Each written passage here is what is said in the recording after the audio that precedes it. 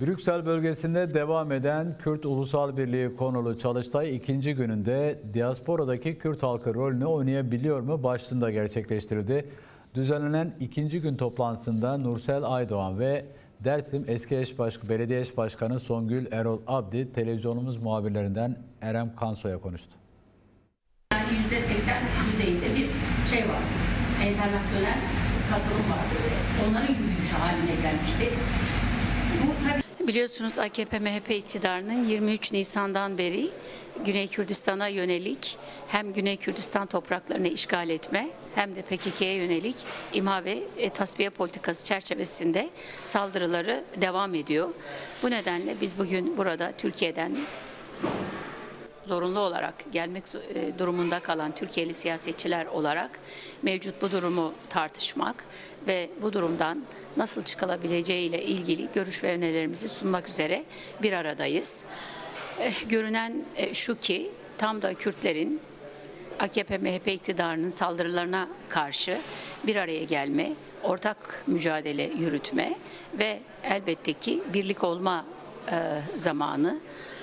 Buradan ben herkese çağrı yapmak istiyorum. Bütün Kürtlere çağrı yapmak istiyorum. Gün birlik günüdür. Üzerimize düşen ne varsa sağlığın el verdikçe. Evet, şu anda önemli bir çalıştay yapılıyor. Şu anda Kürdistan'a yönelik çok yoğun bir operasyon. Her tarafta 4 parça Kürdistan'da operasyonlar yapılıyor. Mehdinan bölgesinde çok yoğun bir operasyon süreci var. Ve Türkiye'de Kürtlere yönelik, sivil toplum örgütlerine yönelik, Kürtlerle birlikte hareket eden Kürt dostlarına yönelik çok yoğun baskılar var. Bütün bu baskılara karşı bizler ne yapabiliriz?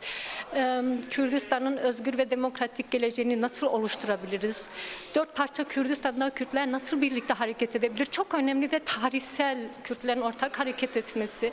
Çünkü özellikle Mehdinan bölgesindeki operasyonlar Kürtleri kaygılandırıyor. Orada hani KDP'nin bu operasyona destek verdiği yönünde kaygılarımız var.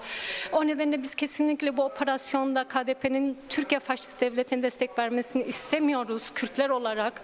Demokratik bir karşı koyuşu nasıl oluşturabiliriz? Bunun tartışmaları yapılıyor ve çok önemli hani toplumsal hareketlerin oluşturulması için çok önemli tartışmalar yürütülüyor. Ama en önemlisi Kürtlerin ortak hareket etmesi, tarihsel.